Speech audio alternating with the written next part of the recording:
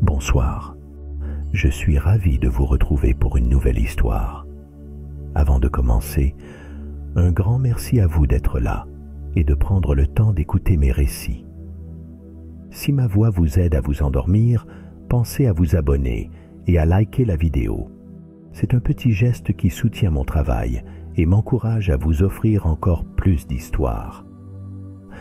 Pour plus de récits originaux, livres audio adaptés et contenus plus travaillés, rendez-vous sur ma chaîne principale. Le lien est dans la description. Ce soir, avez-vous déjà songé à la manière dont un simple contretemps peut doucement bouleverser le cours d'une vie? Installez-vous. Laissez-vous envelopper par cette histoire délicate, tissée au fil de souvenirs et de rencontres inattendues, où chaque pas manqué ouvre la porte à de précieux instants. Bonne écoute et douce nuit.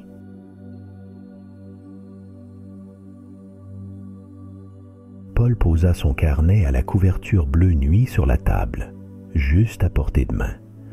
Les ombres de la fin de journée dansaient doucement contre les rideaux tirés. Dehors, un souffle de vent caressait le vieux pommier du jardin que le crépuscule rendait presque irréel. Paul ajusta ses lunettes, effleura la tranche usée du cahier et, dans le silence apaisant de la pièce, tira un souffle paisible avant de commencer à écrire.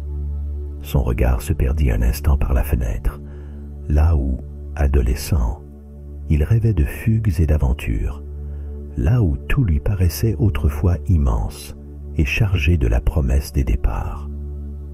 Il sentait le bois du buffet sous ses doigts, sa main tremblait à peine. Rien n'avait vraiment changé, songeait-il, sinon le temps qui passait désormais plus lentement. Il sourit en se souvenant à quel point les premiers souvenirs s'accrochaient à des détails apparemment anodins. Il se revit, à 17 ans, debout sous une pluie fine, devant la maisonnette familiale, le cœur pressé de ce départ pour la fac. Le vieux parapluie penchait déjà sur le côté. À chaque bourrasque, la toile protestait, déchirée sur deux baleines, mais il s'obstinait à s'abriter, serrant d'un bras maladroit la lanière de son sac, de l'autre cette fragile protection. Les cailloux glissaient sous ses chaussures, ses pas s'allongeaient dans la lumière grise. La gare, à peine plus qu'un abri, lui avait semblé ce matin-là gigantesque. Il avait déposé son billet entre ses doigts mouillés, cherchant dans le hall quelques visages connus. Les épaules enfoncées dans son manteau trempé, il scrutait la pendule murale, ses chiffres rouges tremblotants.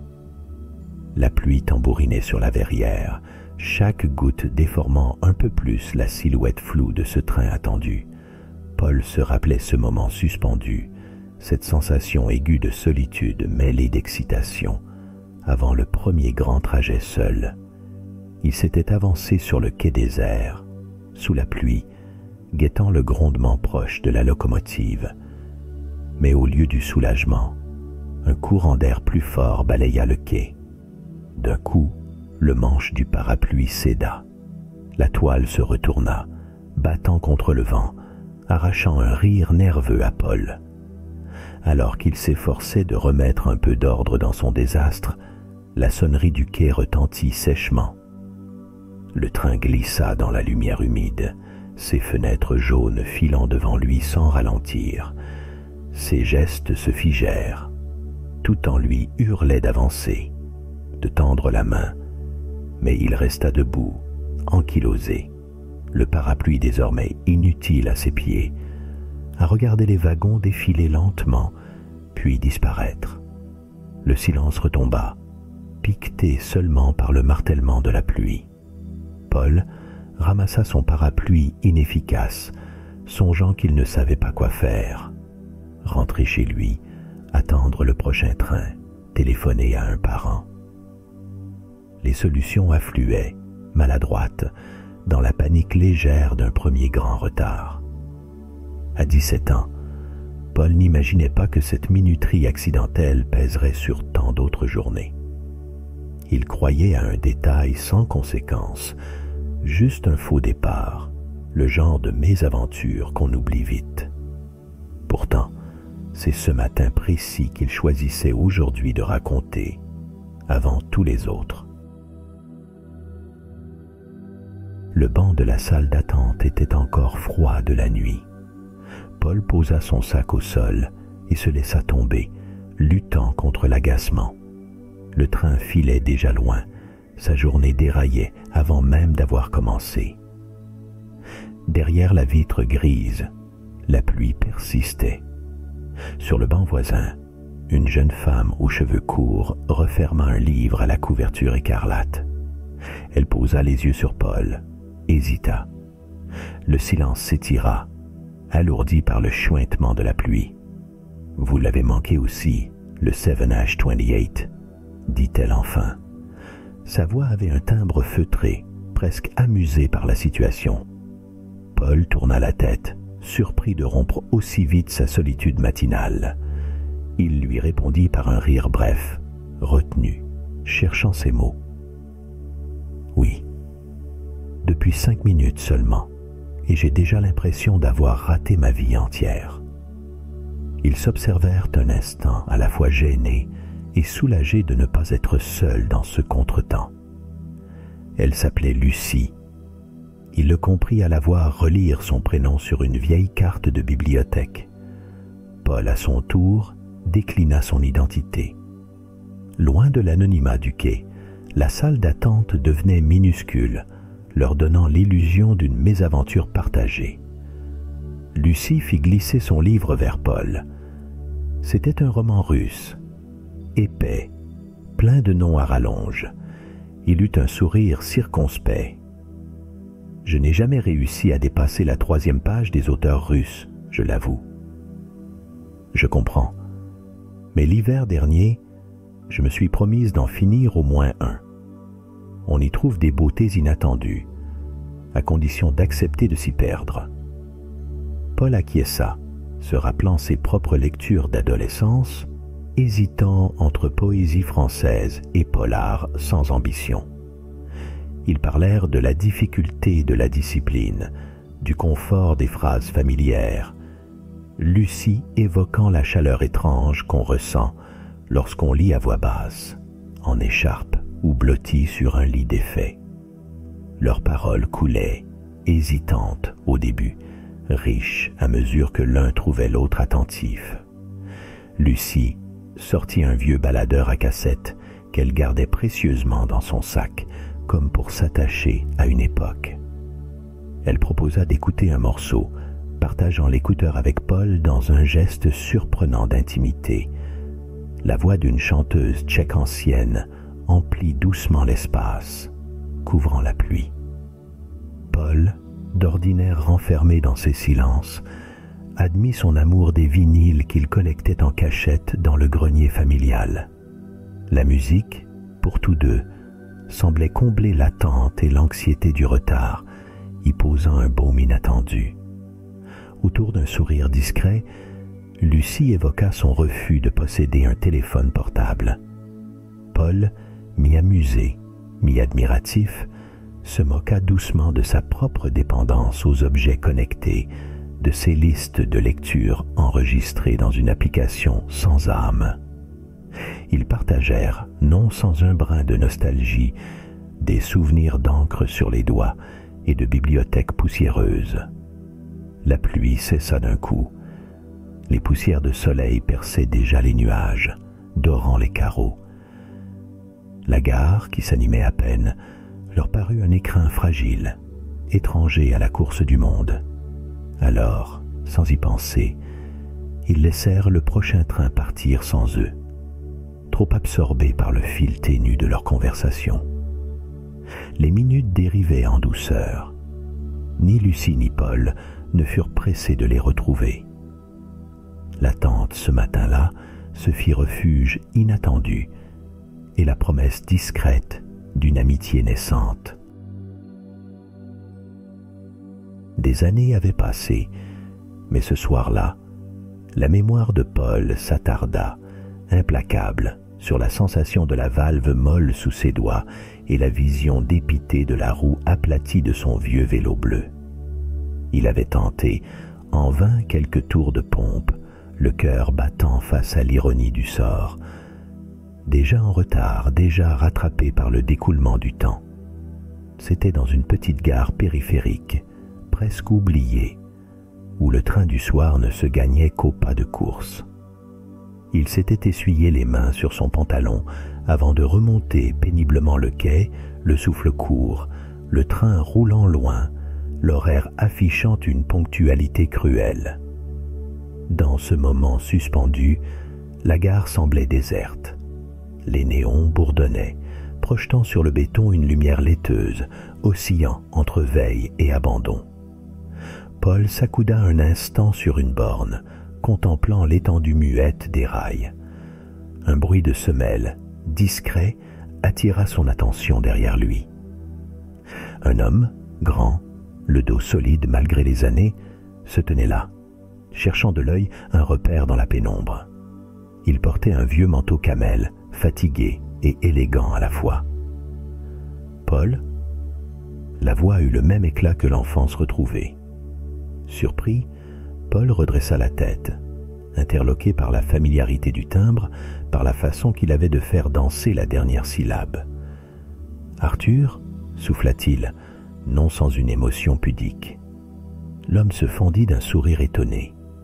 Ils se regardèrent, hébétés de se reconnaître et de constater, soudain, tout ce qui avait changé, tout ce qui restait familier. Un silence, puis la chaleur d'une ancienne complicité reprit ses droits, chassant la gêne de l'absence et du temps. Arthur ouvrit les bras. Paul hésita une seconde, puis accepta l'étreinte, maladroite, mais sincère. Le quai restait désert. Arthur proposa, après un clin d'œil. « Une bière ? Ma voiture est garée de l'autre côté, mais on traverse à pied. Il y a un café ouvert jusqu'à minuit. » La traversée silencieuse du parking les ramena à leurs souvenirs de jeunesse. Arthur, crânement, claqua la porte du café d'une main sûre. À l'intérieur, quelques clients jouaient aux cartes. La radio murmurait un air ancien. Ils choisirent une table au fond, à l'écart des regards. La carte collait un peu sous leurs doigts, mais la serveuse reconnut sans mal ses deux vieux amis qui riaient déjà d'un rien. Arthur commanda 2 bières brunes, puis d'une voix douce. « Alors, qu'es-tu devenu depuis le pensionnat, Paul ? La dernière fois, on croyait qu'on partirait ensemble découvrir l'Irlande. » Paul sourit, nostalgique. Il évoqua sa passion pour les livres, le temps qu'il sacrifiait souvent à l'attente, ces retards qui jalonnaient sa vie plus sûrement que toutes les réussites professionnelles. Ils abordèrent rapidement les essentiels, puis les chemins déviés. Projets abandonnés en cours de route, séparation bien digérée, tout ce temps perdu que la société exigeait de combler. Arthur, lui, avait ouvert un atelier de restauration de meubles, quelque part derrière la ville. Il décrivit la patience requise pour ramener à la vie une commode centenaire, la satisfaction des gestes précis, le calme retrouvé au fond d'un atelier où rien ne pressait jamais vraiment. Paul l'écoutait, fasciné par la beauté tranquille de cette vie choisie. Ils burent lentement. Leurs mots rinçaient la fatigue du soir, creusaient un sillon discret vers la tendresse ancienne. Par touche, ils parlèrent des doutes présents. Paul avoua la peur de devenir transparent, de ne laisser qu'une traînée de regrets dans le sillage des autres. Arthur, sans gêne, partagea les moments où tout semblait se déliter, mais aussi sa méthode. « Prends soin de t'accorder ces rendez-vous manqués, Paul. C'est là, souvent, que la vraie vie remonte à la surface. » Le temps semblait s'assouplir à mesure que la nuit avalait la rue, la lumière jaune du café, les enveloppant comme un cocon d'autrefois. Paul esquissa, pour la première fois depuis longtemps, le projet d'un nouveau départ, même minuscule. Arthur lui glissa une carte de visite tachée de vernis. « Si jamais tu veux bricoler ou juste boire un café, tu sais où me trouver. » Un rire faillit s'échapper, mais Arthur, soudain grave, ajouta « On ne rattrape pas le train, Paul. Parfois, on attend qu'un ami vous rattrape sur le quai. » Le matin avait commencé dans une agitation familière, les mêmes gestes répétés chaque jour sans y prêter attention. La chemise repassée la veille, la cafetière qui toussote, le sac dans l'entrée. Paul, désormais adulte, se souvenait à peine des centaines de trajets pendulaires. Il avait toujours vécu dans l'équilibre vacillant entre empressement et légère distraction. Mais ce jour-là, sur le pas de la porte, une sensation étrange lui traversa la nuque. Un frisson, une pensée inaboutie. Il rebroussa chemin. Sur le buffet du salon, le dossier bleu marine, épais d'annexes et de données, attendait son propriétaire. Sans lui, impossible de mener à bien la réunion prévue de l'autre côté de la ville. Il est là un taxi trop lent, observa par la vitre la ville en éveil et pensa avoir encore le temps. Dans le hall froid et animé de la gare centrale, Paul chercha des yeux le panneau d'affichage. La minute fatidique apparut au-dessus des têtes pressées. Le train était parti à l'instant. Un craquement dans les haut-parleurs en guise de point final. Paul sentit peser sur ses épaules le poids ridicule de l'empressement manqué. Il inspira, acceptant d'avance les excuses et les réorganisations. Il fit volte-face, son dossier serré contre lui comme un talisman dérisoire. La salle d'attente était clairsemée, quelques voyageurs absorbés par leur écran ou leur gobelet de café. Près de la grande baie vitrée, Élise feuilletait un magazine sans conviction. Paul, surpris de croiser une collègue hors du contexte ordinaire, hésita, puis s'approcha d'elle. Elle releva les yeux, son sourire un peu las s'illumina en reconnaissant son vis-à-vis. « Toi aussi tu as raté la rame des 8H19 ?» demanda-t-elle, une moue amusée sur le visage. Paul haussa les épaules, presque soulagé que ce revers ne soit pas unique.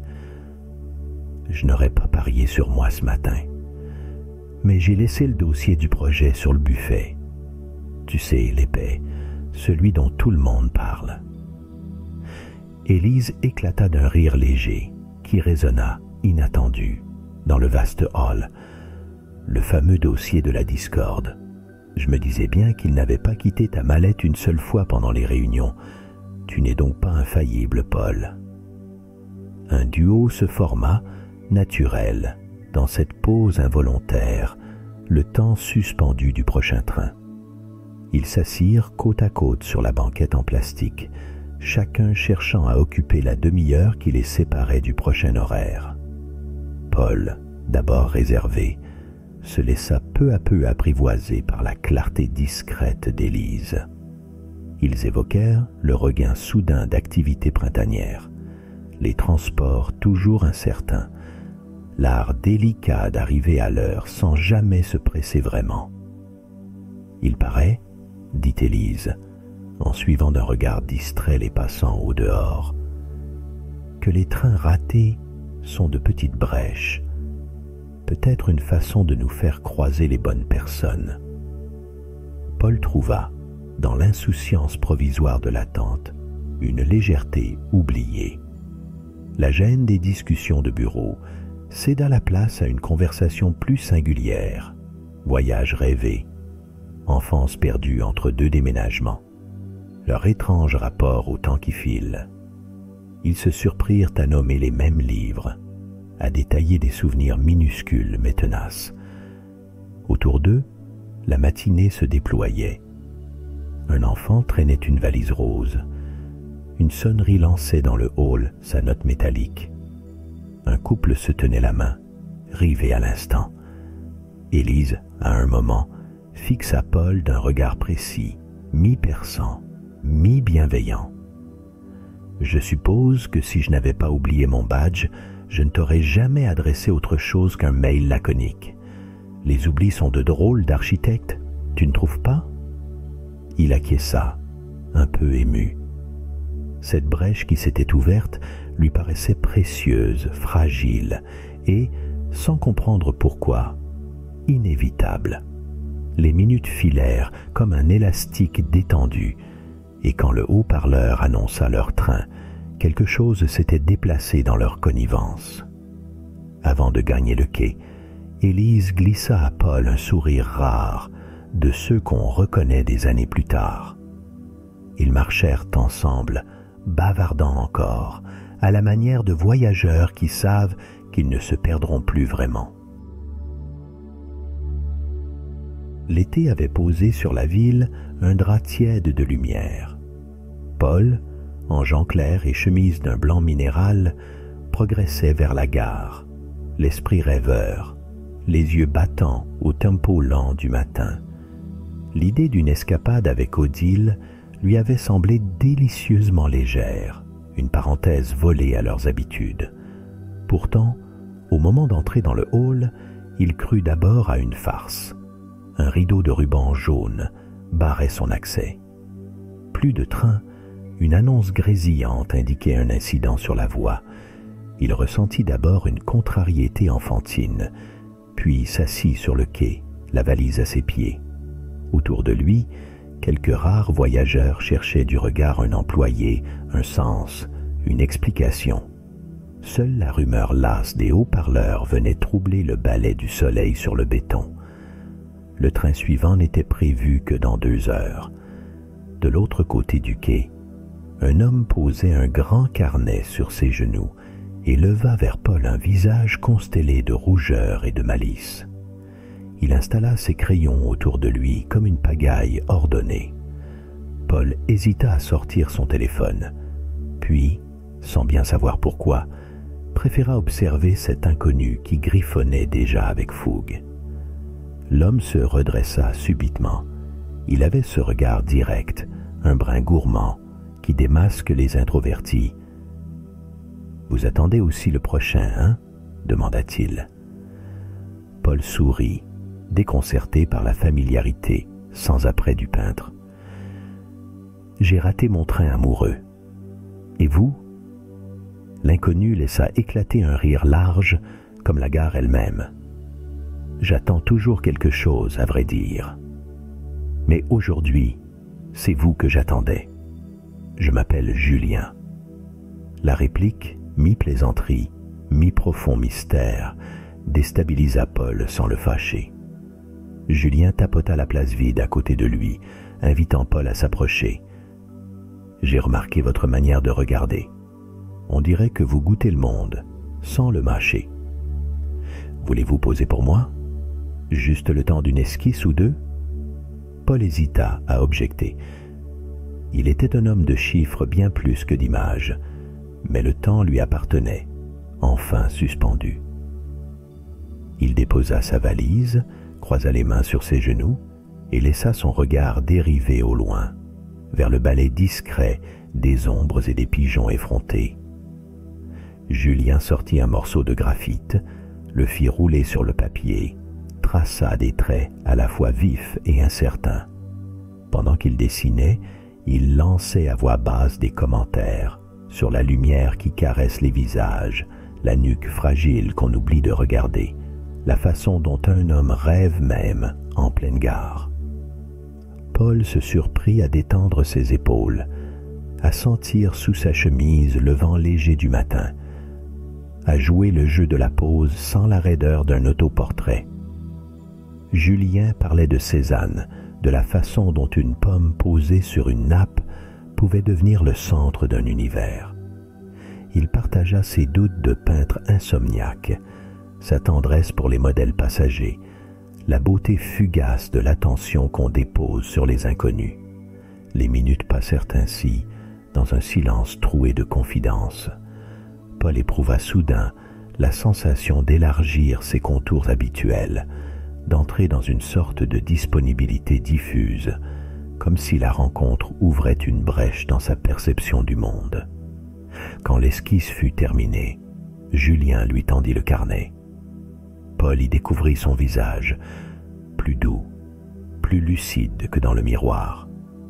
Il y lut la trace pâle d'un regard qu'il avait presque oublié. Le sien, contemplatif et grave, mais habité par un éclat neuf. Julien lui demanda s'il peignait, s'il avait déjà tenté.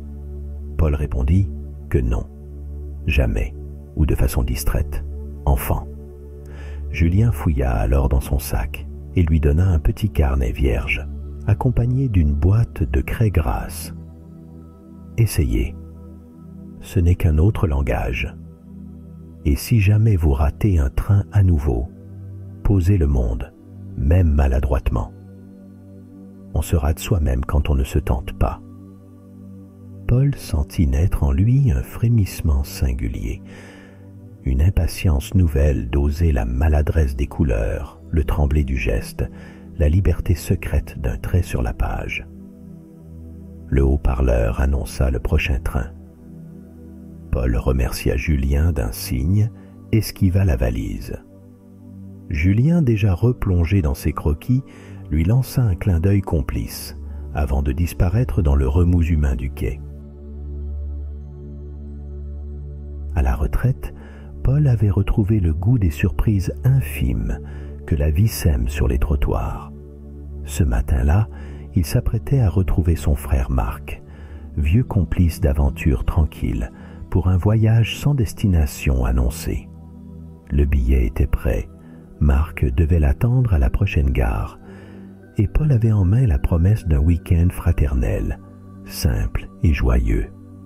Il se leva un brin plus tôt, goûta longuement son café, s'amusa à choisir une écharpe qui, croyait-il, porterait bonheur.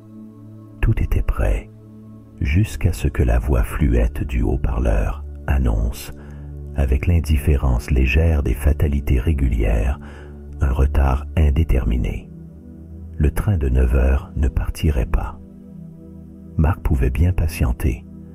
Le temps coulait différemment à la retraite. Paul laissa, non sans ironie, filer le sentiment d'urgence. Il rangea mécaniquement son billet, puis suivit le flot dispersé des voyageurs dans les rues encore roses du matin. Au coin d'un carrefour, la ville sentait la lumière tiède, le pavé lavé, et soudain, l'appel voilé d'une petite place animée le détourna. C'était jour de marché, avec ses allées accidentelles, ses guirlandes de fruits et d'odeurs paresseuses. Il s'attarda devant un étalage de fleurs dont les couleurs s'affranchissaient joyeusement des grilles de la ville, des bottes de tulipes, des brassées de pivoine, des bouquets pensés comme des feux d'artifice ou des secrets confiés dans la main. Une femme, les cheveux relevés en un chignon aléatoire, l'accueillit d'un sourire inclassable, mi-intrigué, mi-généreux. « Vous cherchez de la lumière ou du parfum ?» demanda-t-elle. Paul sourit, interloqué. « Peut-être un peu des deux. J'ai raté mon train. Il me fallait un prétexte pour flâner. » La fleuriste lui tendit une tige de frisia du bout des doigts. « Le meilleur parfum du marché, celui du présent. Vous venez souvent traîner vos regrets ici ?» Paul rit doucement. Les regrets, il en avait assez croisé pour savoir qu'aucun ne survivait au soleil matinal d'une place animée. Il s'intéressa à la manière dont Anna, il lut le prénom brodé sur un tablier taché de vert, composait ses bouquets, un œil précis, un geste lent. Rien ne semblait se faire dans la précipitation, chaque branche trouvant sa place selon une logique invisible. « Ce qui me fascine, » souffla Anna, en arrangeant une gerbe de giroflées crème, « c'est que les fleurs n'attendent rien. Elles ne savent ni rattraper leur train, ni regretter la pluie. Le temps n'existe pas. Elles sont là, c'est tout. » Paul contempla la mosaïque de couleurs. « Vous arrive-t-il de souhaiter que tout s'arrête ou recommence ?» Anna haussa les épaules, avec la nonchalance gracieuse de ceux qui ont pactisé avec l'aléa. « J'ai longtemps tenté d'ordonner mes journées. puis la vie s'est chargée de dissoudre les horaires. Depuis, je fais confiance au chaos. Les bouquets ratés sont souvent les plus beaux. Ils partagèrent un silence dense, celui où l'ordinaire se met à danser lentement. Paul observa Anna composer un autre bouquet qu'elle lui confia sans raison.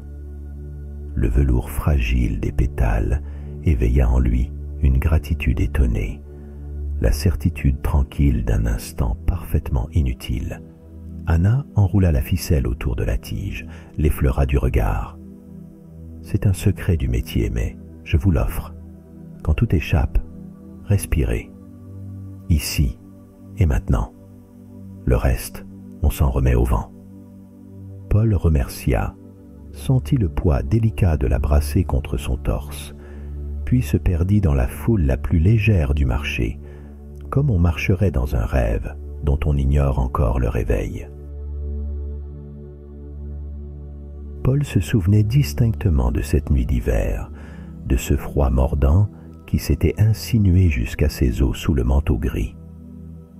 Il était venu tôt à la gare, soucieux de ne pas manquer ce train du soir, conscient que traverser la ville enneigée de nuit ne serait guère chose aisée. La salle des pas perdus vibrait d'un silence métallique, rompu seulement par les pas flottants sur les carreaux glacés et quelques murmures indécis. Il consulta sa montre, rassuré. Il avait, pour une fois, 15 minutes d'avance. Mais les horloges ferraillées des gares sont expertes en petites trahisons, et les aiguilles avaient à peine tourné que la lumière vacilla, puis s'éteignit presque docilement. Un grondement sourd courut le long des couloirs. Une exclamation collective monta, ni vraiment anxieuse, ni réellement résignée. Les écrans s'étaient tus, tout comme les haut-parleurs qui bégayaient souvent les annonces rassurantes. Dans la grande salle, les voyageurs d'un soir s'étaient immobilisés, étrangers conjoints par la même panne. Une quarantaine de personnes alentour, chacun d'abord replié sur son portable soudain inutile, ou sur un livre feuilleté à la lueur parcimonieuse des lampadaires extérieurs. Paul observa les silhouettes, les écharpes trempées, les valises obstinément calées entre les jambes. Il sentit la montée d'un agacement, puis l'étrange soulagement d'être ainsi arrêté dans sa course. Une femme s'approcha, tenant dans ses mains une thermos rouge. Elle sourit à Paul, un peu nerveuse. « Vous croyez qu'ils vont réparer ça vite ?» demanda-t-elle presque dans l'ombre. Paul haussa les épaules, répondit à voix basse, « Peut-être jamais. Ce ne serait pas si grave, je crois. » Un homme au visage buriné, la soixantaine veste élimée, s'assit à côté d'eux, une canette de bière à la main. « Mon dernier hiver ici, lança-t-il.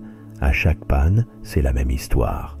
On attend, on partage un peu, puis on oublie. » Peu à peu, la nécessité du partage prit le dessus sur la gêne. On se mit à déplacer les sièges, à rapprocher les manteaux, à poser sur la table basse des biscuits tirés des sacs, restes de voyage, bonbons de poche, morceaux de pommes, pain un peu sec. Les téléphones ne serviraient à rien, alors on s'éloigna naturellement, doucement, du monde numérique. La lumière tremblotante venait de la rue, découpait en clair-obscur les visages animés par la rumeur nouvelle. Paul se sentit étrangement vivant, le visage rougi par l'air, curieux de ces bribes de vie rassemblées presque au hasard. On plaisantait sur les retards, sur la SNCF, sur la neige qui décidait pour les hommes. Un vieux monsieur fit mine de raconter une histoire salace, stoppée net par le rire cristallin d'une jeune femme qui préféra évoquer ses souvenirs d'enfance. Ici, j'attendais ma mère après le conservatoire. La salle résonnait des marches de tous ceux qui n'étaient jamais à l'heure. Dans ce demi-jour chaleureux, le temps s'était arrondi. Paul, réchauffé par le thé offert à toute la tablée, se laissa emporter par la diversité des récits, des départs manqués, des retrouvailles improvisées, des amours perdus retrouvés dans le fracas des trains annulés.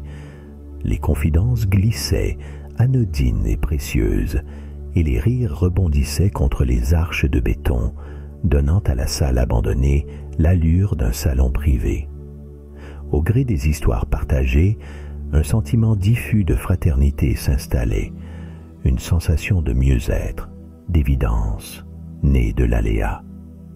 Paul écouta, raconta à son tour le marché du matin, la fleuriste et son parfum de présent, ramassant toute la journée dans la paume. Il vit les regards s'illuminer d'un intérêt inattendu, et l'on lui demanda de répéter la phrase d'Anna sur les bouquets ratés. « Les plus beaux bouquets sont ceux qui échappent au contrôle », cita-t-il, en savourant la simplicité des mots. Comme s'il avait attendu ce signe, tous accueillirent un silence tendre, propice aux souvenirs. Un couple entama une chanson douce, que d'abord personne ne reconnut, puis dont les refrains remontèrent, timides, aux lèvres de plusieurs. On attendit le retour de la lumière, mais rien ne vint, sinon ce feutré, cette humanité dévoilée dans la pâleur de l'heure.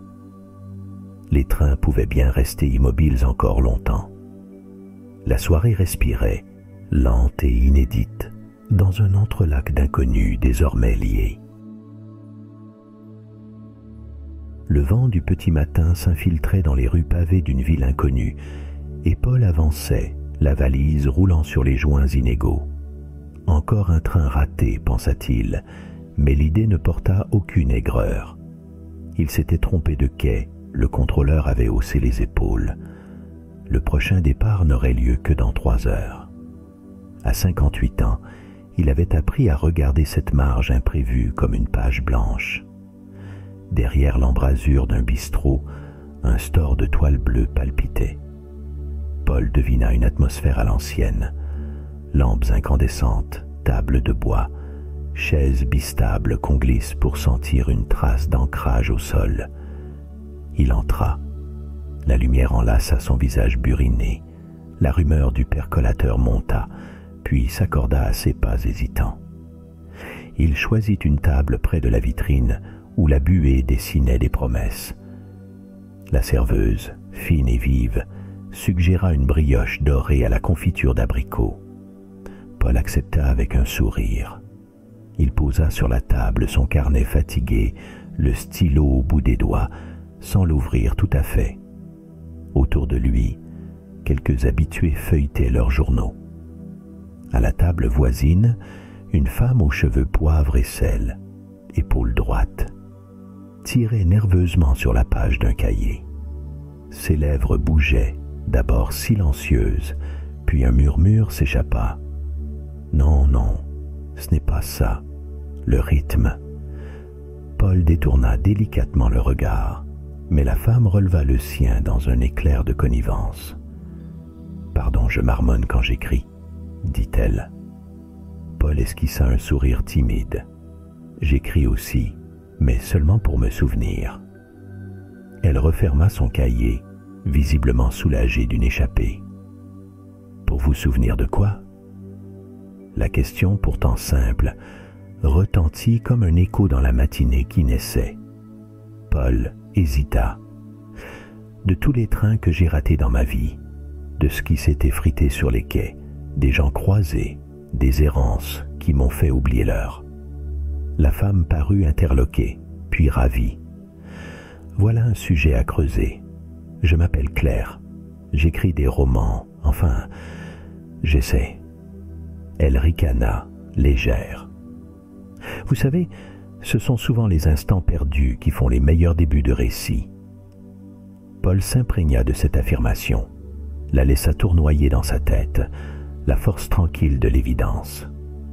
Il raconta sur un ton calme le dossier oublié, la fleuriste du marché, le peintre croisé, l'éclairage tamisé d'une gare silencieuse. Claire écouta, attentive, ses doigts dessinant des ronds invisibles autour de son mug.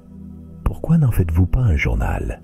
Écrire, ce n'est pas seulement stocker le passé, c'est offrir à chaque détail son poème, même si c'est discret. Il la contemple, pris d'un léger vertige.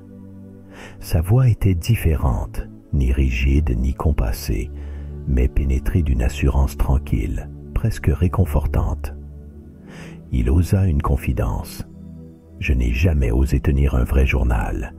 Je scelle les souvenirs, les range dans ma tête, les note parfois au vol, sans suite. » Elle rit doucement. « Alors commencez aujourd'hui. Racontez déjà ce matin votre train raté, ce café, moi qui vous interromps. Ensuite, chaque matin, faites l'effort minuscule d'un mot de plus. Au bout d'un an, vous posséderez une bibliothèque dont vous serez l'unique lecteur et, peut-être, le meilleur gardien. » Un silence propice s'installa, animé du balai des serveuses et du cliquetis des couverts. Paul sentit naître sur la page blanche une impatience nouvelle. Il écrivit, d'abord lentement, puis d'un trait appliqué, la vapeur sur la vitre, le parfum du pain chaud, la couleur des rideaux. Claire lisait par-dessus son épaule, un sourire malicieux aux lèvres. Elle prit son carnet à son tour, inscrivit un nom, glissa la page vers lui. « Si jamais vous publiez un jour vos souvenirs, envoyez-m'en un exemplaire. » Paul hocha la tête, la gorge serrée par une émotion paisible. Le train qui l'attendait pouvait bien rester en gare, encore un peu. Le quai s'étirait dans une lumière blonde et douce, effleurée par les ombres déjà longues du soir. Paul, fatigué mais apaisé par la rencontre matinale avec Claire, laissait traîner son regard sur les rails, refusant d'ouvrir son téléphone pour vérifier l'heure exacte. Par habitude amusée, il s'imaginait le train approcher, le roulement familier, la promesse d'un mouvement. Mais ce soir, il n'était ni pressé ni distrait. Il savourait simplement l'air, rempli de promesses de pluie, et les pas sobres des rares voyageurs. Au bord du quai, un miaulement ténu détourna son attention. Entre deux bancs, une tache rousse avançait prudemment, museau levé, pelage ébouriffé, queue hérissée d'agitation.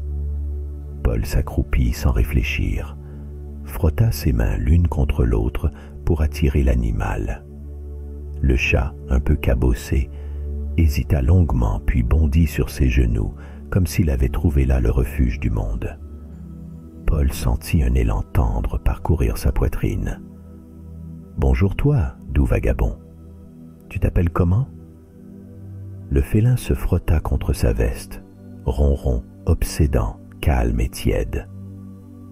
Amusé par le destin, Paul pensa qu'il n'aurait pas su inventer plus belle manière de manquer le dernier train.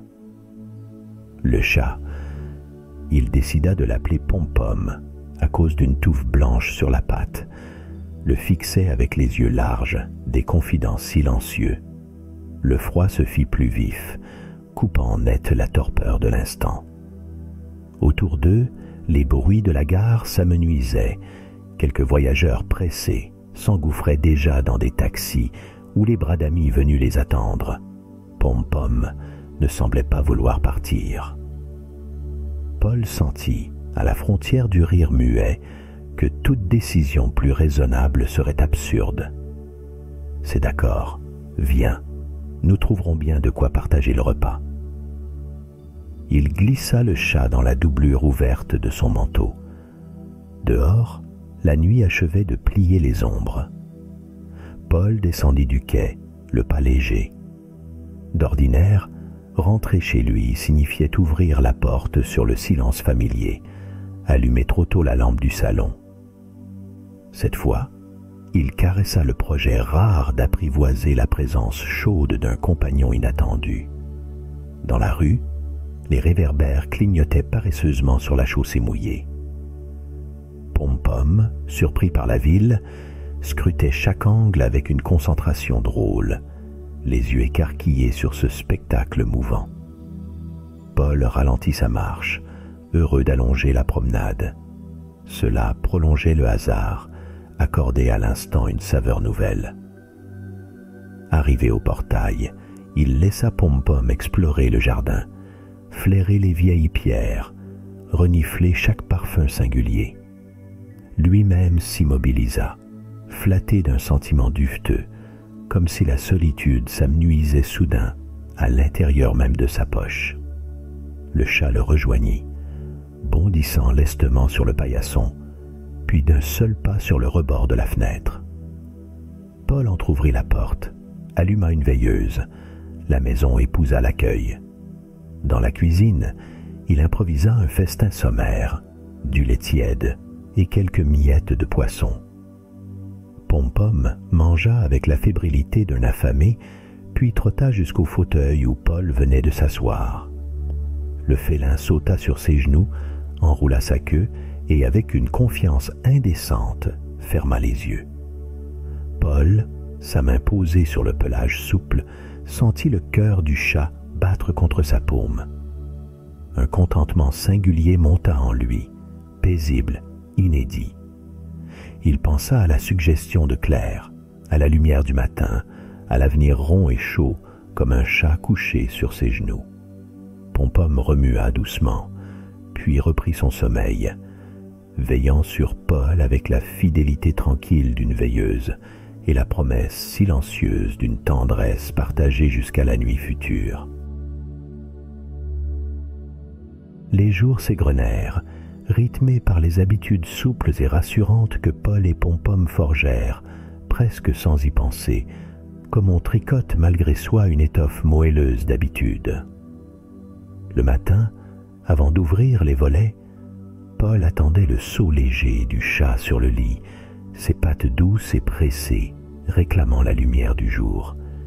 Il riait, dans la pénombre, de cette exigence câline, et ouvrait la fenêtre, trempant la chambre dans une paix bleutée, tandis que Pom-Pom bondissait déjà, museau en avant, humant l'air vif du dehors.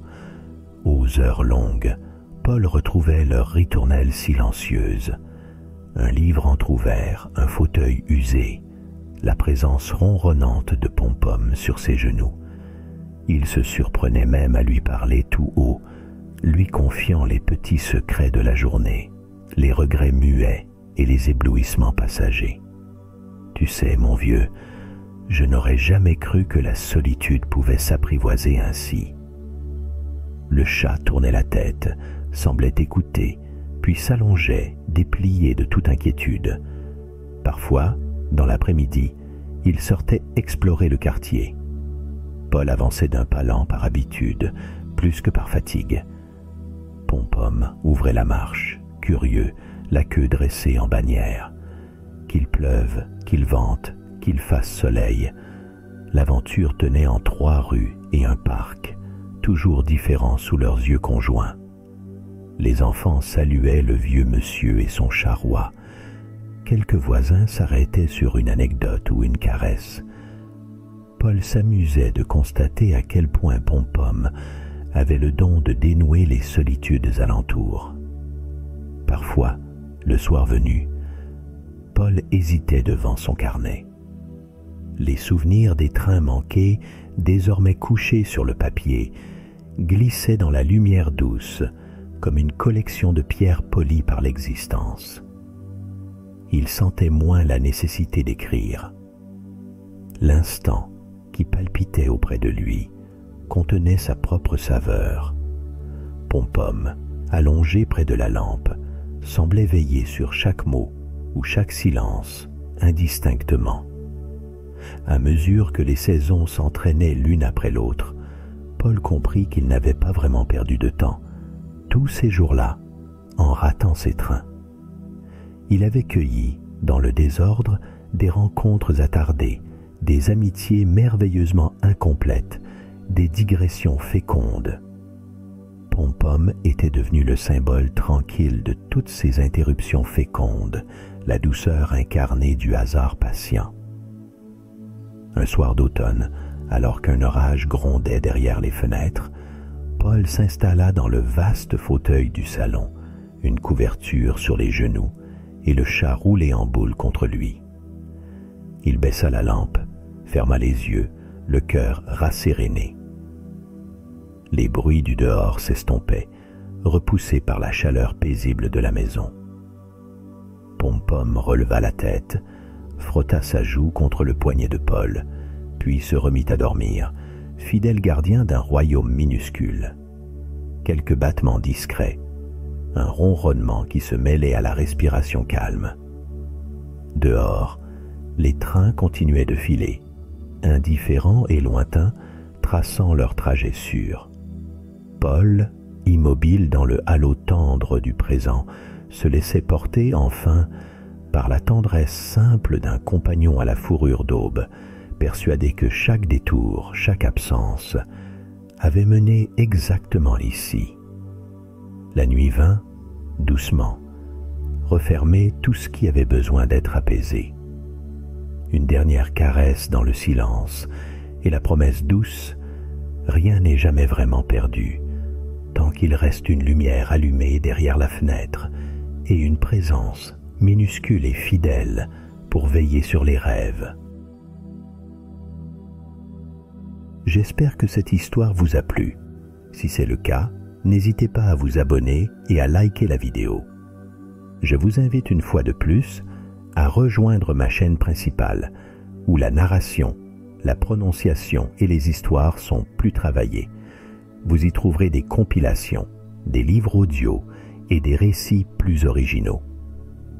Sur ces mots, je vous souhaite une bonne nuit et de merveilleux songes.